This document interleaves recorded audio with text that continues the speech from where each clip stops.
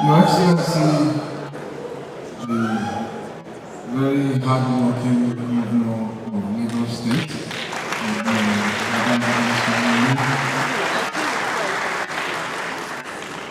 Your Excellencies, Your Royal Majesties, distinguished ladies and gentlemen, let me thank the government and the fiscal planning team in Lagos State, for example, for convening this meeting. It is a very important meeting. And I am thankful that I am able to participate, but more importantly, that I have the opportunity to speak after the Honorable Commissioner has spoken, and after the representative of the Honorable Minister has spoken, and after Shiji has spoken, and you will see common threads that resonate in what they have to say. Sustainability, investment, development, and implementation. So the question I asked when I got the invitation to speak is this: why should we be talking when we all know what needs doing? And I think all those who have spoken before me clearly point the way forward. There is a lot that needs to be done. But of course, as to be expected, one of the most respected town planners that I know in Nigeria, Mr. Tony Ade, he was the emissary of the organizers to me. And here we are. He knows how to twist my hand and make a compelling case. And he argued, yes, there's a lot to talk about, sir. And even if all we do while we talk is to remind ourselves of what remains to be done. And when he said that, I said, okay, I will come, just to remind each other about what remains to be done. And so that's why I said those who spoke before me have already walked the path I will tread, which is to remind ourselves what needs to be done. But just before I go in there, what really is a megacity? How many people in this meeting know what a megacity is? And I ask this question not in any derisory manner, but in reality of the fact back then that people used to ask me, Governor, where is the megacity? So for not a few, it was a sacred place, a special place, almost like a heavenly place. And I recall that it was my responsibility to continue to enlighten that it is not a destination, it is a status. A status of the number of people within a spatial environment designated as cities. And it was cities that had populations of 10 million and above. So once you become mega, your headache really becomes mega.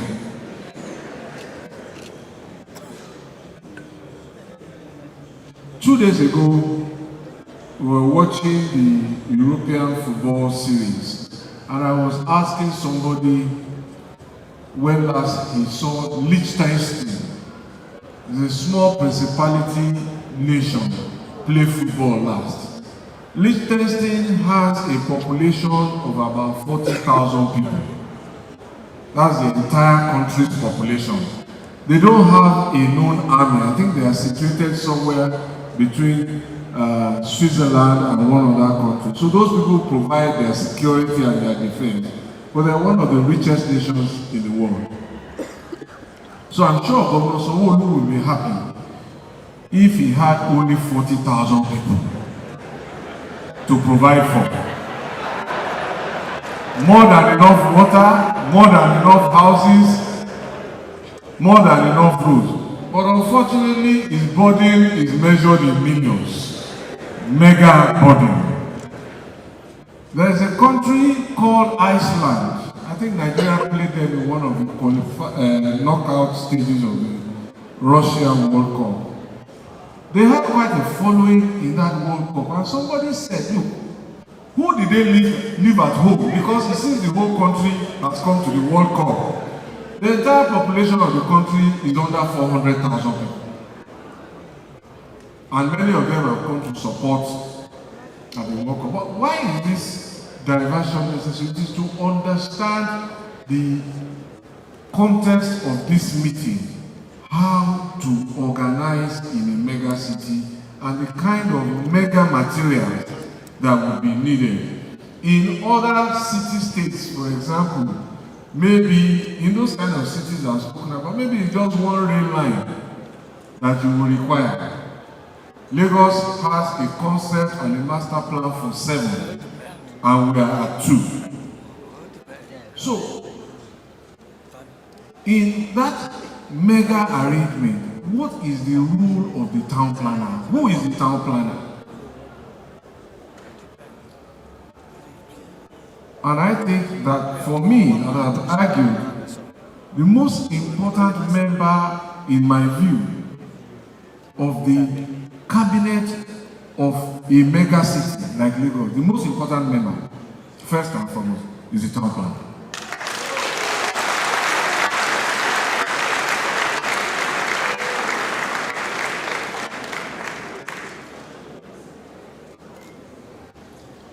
Because it is his responsibility to envision how the state, the environment will evolve. So you will see Dr. Olumide when he was here, he was talking about roads, he was talking about water, he was talking about... He hasn't limited himself to planning approval.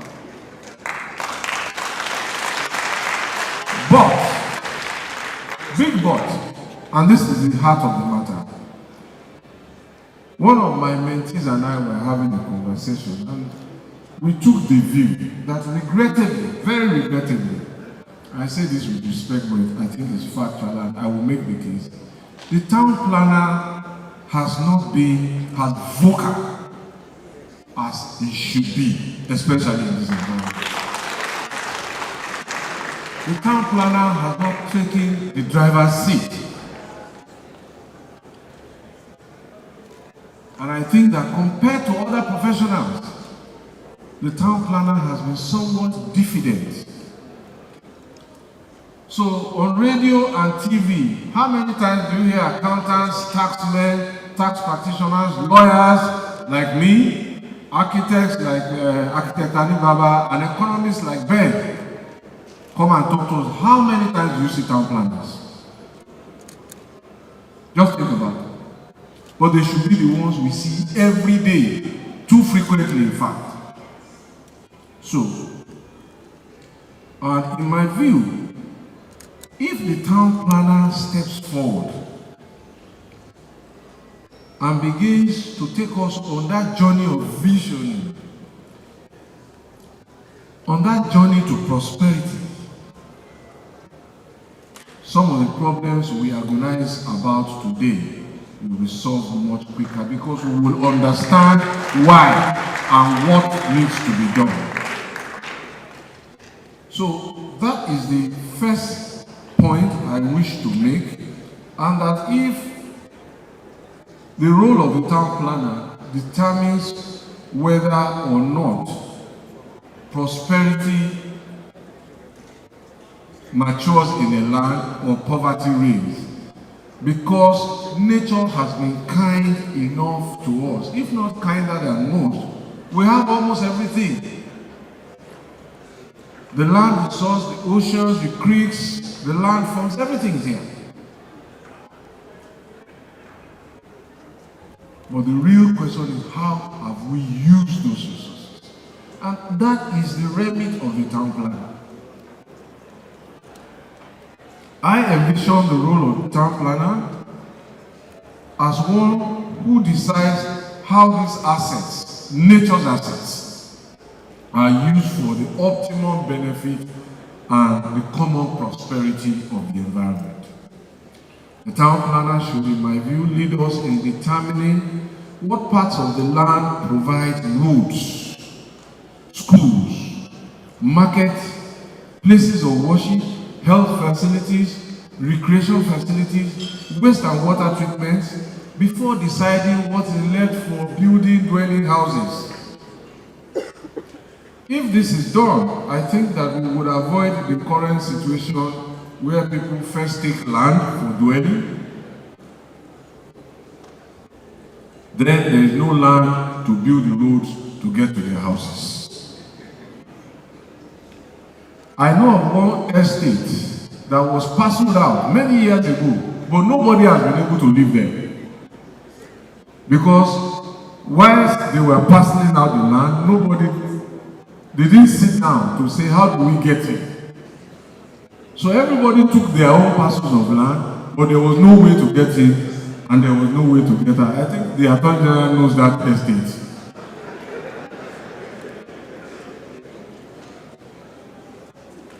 Is that prosperity or poverty? So it's an asset without value. I know of one estate here in Lagos, prime real estate. There is only one road in and one road out.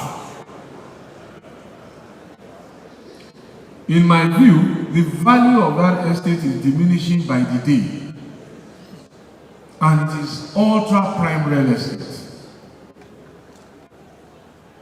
But unfortunately, planning did not conceptualize choice of ingress and egress.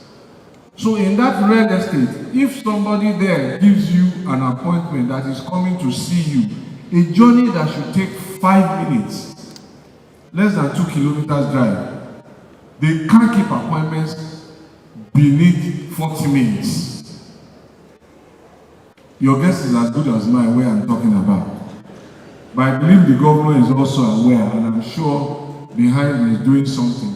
But it shows the critical role of all of the moving parts and the role of the town planner. It should therefore not surprise us that in some other jurisdictions, we have straight roads, grid network of roads, and mostly in our jurisdictions, when you look out from the plane, when you are about to land or take it, you see our roads winding because we first grab the land before we find a way to get there. And these are some of the reasons why I argue that the town planner has not been as vocal and as frontal as they can be. I make the point that, therefore, we should remind ourselves that it is the town planner who will determine how we get water supply, how we get power supply, and other utilities, and where they will be located. It is the planner's job to use population numbers in the possession of the economic planner. That's Ministry of Budget. I think that's where Mr. Akwe George currently serves. They must sit together every weekend. What are the numbers like? How many people need water? What do you have? How many people don't have a job? And how do we then make this more efficient and easy for them? How much water do they need? And it is all of these that are used to develop a development plan. When the town planner has envisioned where all of this will be, then the economic planner will begin to put numbers to them.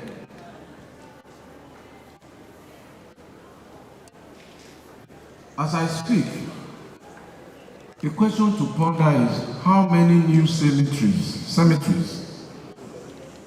and I don't intend to be morbid, but we're all going to die.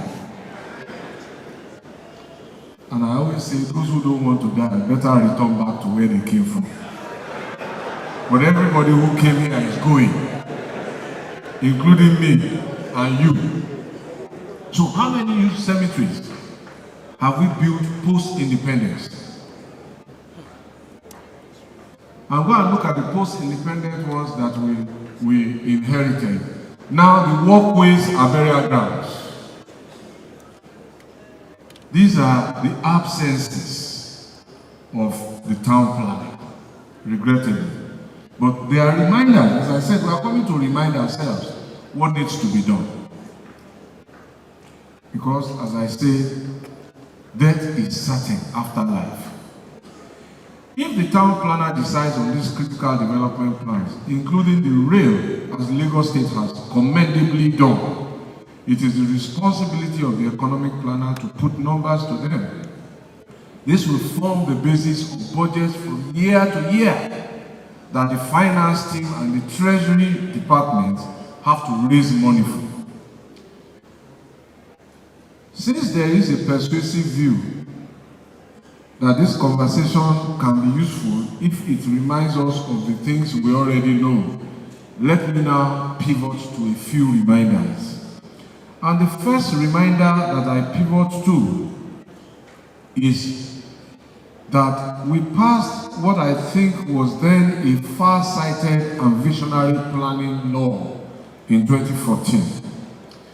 It was on the back of a conference such as this, and we got all of the planners in Lagos and to come and lead us into a law that will work. It was a law unlike any other in that space at the time in this country and in these parts. And part of the objective was to ensure that buildings were constructed in conformity with the approved plans and also with the specifications in those approved plans. And we created, for the first time, a building control agency to serve as a check and a balance to the power to approve, which was in one place, and the power to control, which was in another place. We separated them.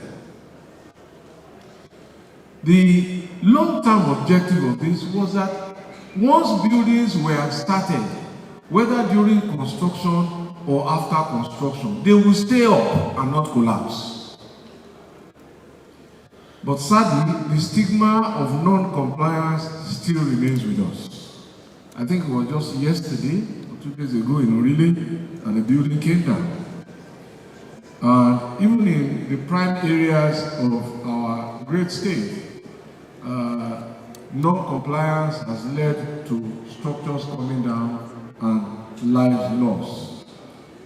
Back then, I remember that one major religious building collapsed in the twilight of my administration.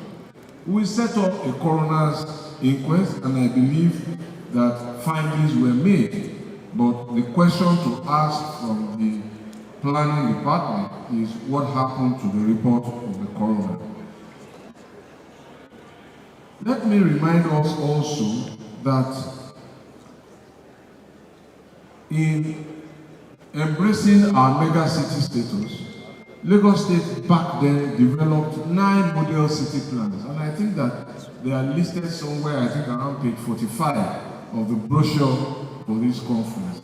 And the point I just want to make as a reminder is that those plans may now require some updating, but the implementation of those plans must not be forsaken. Otherwise, we gather here in vain if we can't implement. And I'm happy that the Honorable Commissioner himself spoke about implementation and all those who spoke after him. Let me remind us also that the Add in Your Water Works Phase 2 needs to be urgently concluded, and that new ones should be planned and implemented to ensure that Lagos is a functional mega city. A city-state without water leaves a lot to be done. And we must not forget to complete the Ekpe waste collection and recycling plants and finish the work at Olusoso in order to retain our ability to manage our waste. I must here acknowledge the current administration's efforts in completing about 17 different housing estates, but we urge that new ones must be planned, commenced, and constructed. I think that part of the transport planning efforts must include now, this is me just thinking, why is it that we cannot have many government offices beyond the local government now in our suburbs? Why should everybody come to Alausa?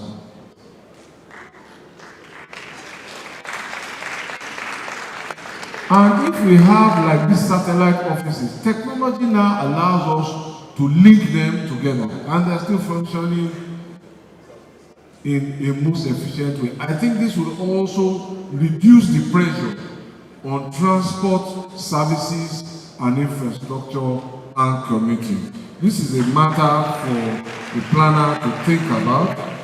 I must, of course, commend the administration for advancing the work on the blue and the red line, and also initiating work now. I hear from the governor's recent trip to China about plans to begin to finance the construction of the Green Line. And all of this deserve commendation. But while these works go on, I want to say that we cannot abdicate our state's far-reaching work on the bus rapid transit system, which was then the first in Africa.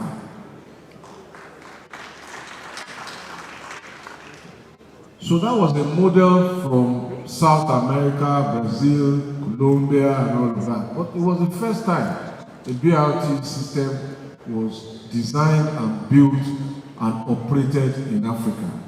And I argue here, as part of a reminder, that what we need to do is to reclaim the BRT from the tyranny of tricycles, minibuses called Korokwe, while expanding our waterways capacity in order to achieve our intermodal transport objectives.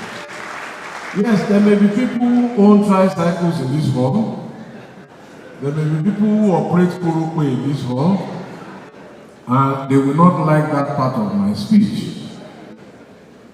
At the time we tried to restrict the movement of motorcycles in Lagos State, I noticed some hesitancy in the cabinet meeting when we were discussing the bill that was supposed to go to the House. So I stopped the meeting and I called my chief of staff and asked him, why are our colleagues not embracing this? He said, "Oh God, they run motorcycles. They finance them, some of their family." I said, okay. But whatever it takes here, we will pass this law. We did, and thankfully, we listed X number of routes for the restriction to be implemented. The House of Assembly expanded the number of routes in a very, very life-saving and courageous piece of legislative representation. And the same thing happened when we were going to pass the law to reduce rent collection from multiple years to 1 year. I don't think any cabinet member even supported that law. But the power of the government sometimes can be used for being a good bully. So, let me ask Governor Sanwo-Olu to use his power to be a good bully. Because we must reclaim the BRT. We spent a lot of time, a lot of money, and we gained a lot of fame. We can put that right under this. And I think, and let me be clear, for me, the proliferation of motorcycles, tricycles, and those minibuses on Lagos roads are in clear conflict. They're in conflict with the many commitments we have made on climate change. Because of their high greenhouse gas emissions. And our partners, those we signed these agreements with across the world, must be watching us with some concern. Are these people really serious?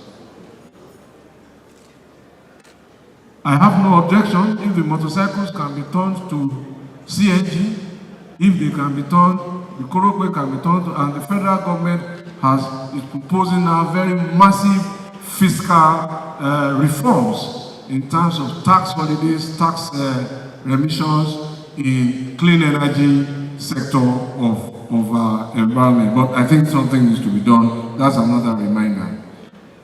Of course, let me quickly go and try to round up now by pointing out that our world today is rewarding talent in an unprecedented way. Talent is being rewarded in an unprecedented way. So back in the time, we were forbidden for playing football, or for trying to be musicians, or for trying to be thespians. We had to go and study accounting, but the world has changed. And you can go and ask Mbappe's parents, or Cristiano Ronaldo's family, just what playing football now does, or our young international artists. So the world has changed. And the town planner must be conscious of this in how we now use our land resources to grow those opportunities. Because what used to be our own hobbies are now the professions of young people. This is their occupation. Playing football, sports, basketball, all of those. Singing, performing arts. And therefore, we must provide the environment that enables that to thrive, so that we can confront youth unemployment on an expansive scale. I believe that the sports and entertainment field provides the answer in a large scale to the problem of youth unemployment. And I say that the answer is hiding in plain sight. It's tired at us, but we're not seeing it. So I want to remind us here that we should look at it. So the town planner, in my view, must now be thinking of where our new stadium will be, where our concert arenas will be, new film studios, and performance centers. So just imagine that we didn't have this. Where would we be hosting this? And as the country starts to expand our interstate roads and rail network, I think the planner must begin to envision the development of new housing estates and settlements within a few kilometers of each rail station and major federal highway interchanges. When the Lagos-Ibadan Rails project started, as Minister of Housing, I wrote to all the governors across that route to tell their town planners to look for land of 20, 40, 30 hectares that were contiguous to the rail station and begin to develop new town settlements to them. That advice then is still relevant today. And so that once people find residence contiguous to 2 kilometers walk to the train station, they will live there. And this is the way I think we must begin to think. Of course, in planning these estates now, we must include all of these talent supporting infrastructure, the mini stadia, the town halls, the concerts, the recreational services and all of that. These are ingredient parts of state development plans that will then be executed in phases from administration to administration. MICE is the acronym for meetings, incentives, conferences, and exhibitions. So, how many MICE events are we hosting here?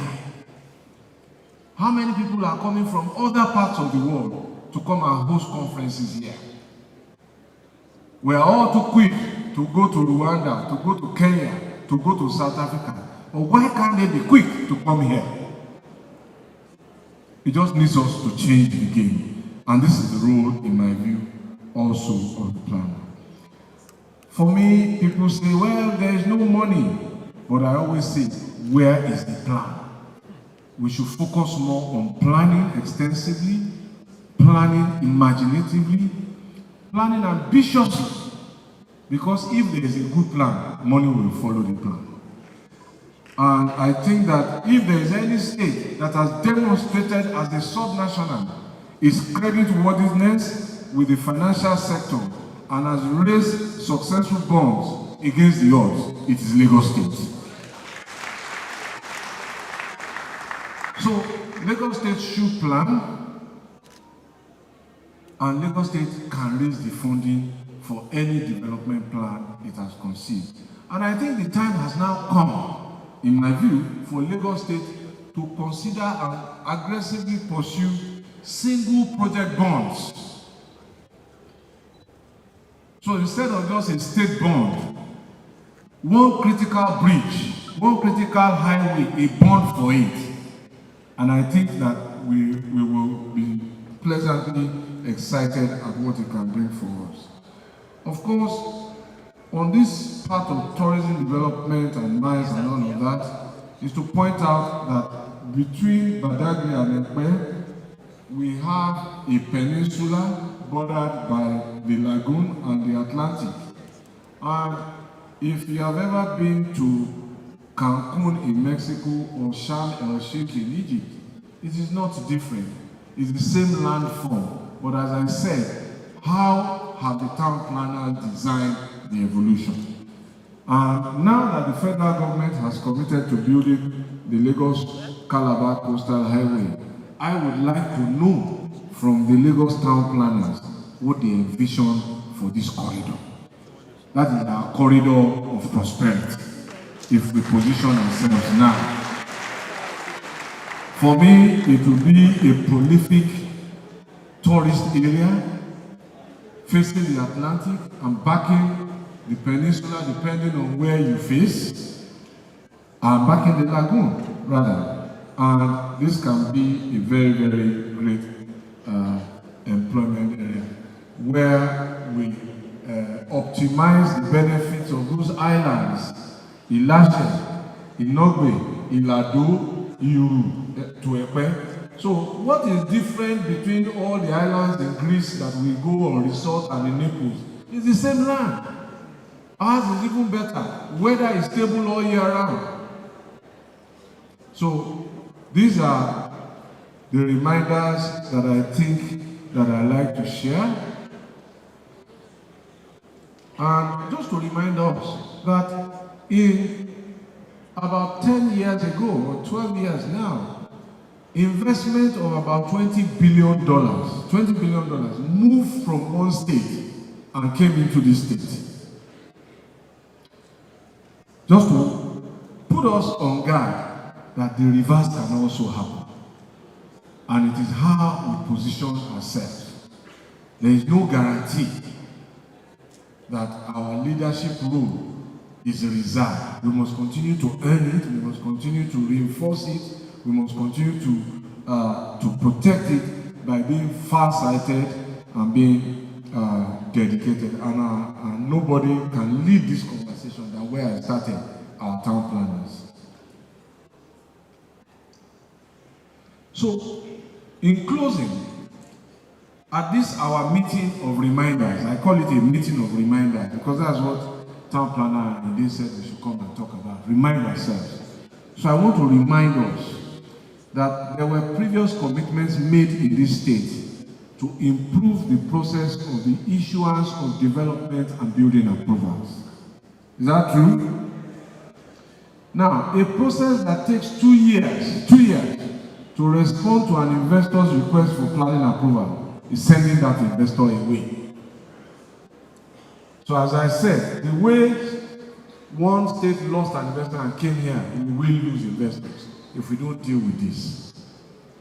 Because especially in a period of price volatility, if the investor cannot get his approval within a number of weeks and his price changes, once beaten, twice shy. So we must remind ourselves.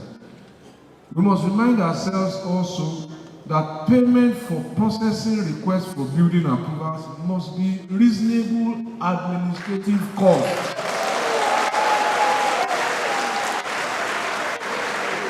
Reasonable administrative cost. I think that resonates. And if it does, well, you better let the governor hear with a loud applause. But the reason I say that is not to deprive the state of any revenues. It is, in fact, to multiply the state's revenues. And let me tell you why. Payments for planning approval must not be seen and cannot be revenue. They are not sustainable. They are not sustainable as revenue. It's a one-off. But the service that government offers to those who are able to build must not leave a hole in the pocket of government. That's why I say to you, reasonable administrative costs to cover the provision of the service. The real revenue comes from prompt approval and then the construction of the asset itself. Because that is where your land use charge will begin to come from because of the value added to the land. And that is sustainable, is yearly. They can't take the building away again. So we must see this, and those who are working for the governor must see this. So the revenues will also come if the buildings are rented. There is capital gains and all of those things. That's part of the revenue. If the buildings are used for commercial purposes and all of that, the turnover in VAT that comes from those value-added taxes is the real sustainable revenue that the state can project its future on, as well as the personal income taxes that will come from those who are employed where those buildings are used for commercial development and commercial operations. And what I don't see in terms of revenue, I'm sure people who are tax experts will see more than that. But certainly, let us be clear. Payment approval as revenue is tunnel vision, is no vision at all.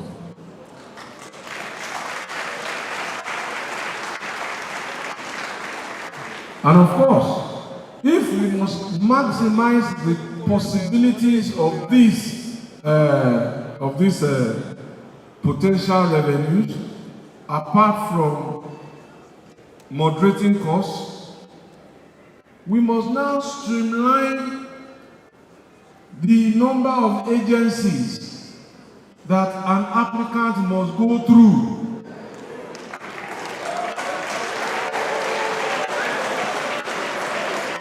But hey, this is not new, we're just reminding ourselves. This is a meeting of reminders.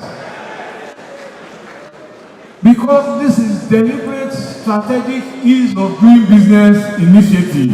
Reduce the number of agencies, compress them, and use technology.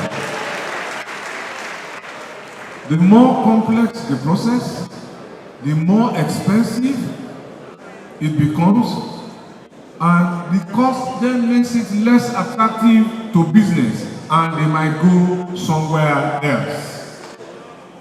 Ladies and gentlemen, these are some of the reminders I can think of within the context of the time and on the theme of the summit.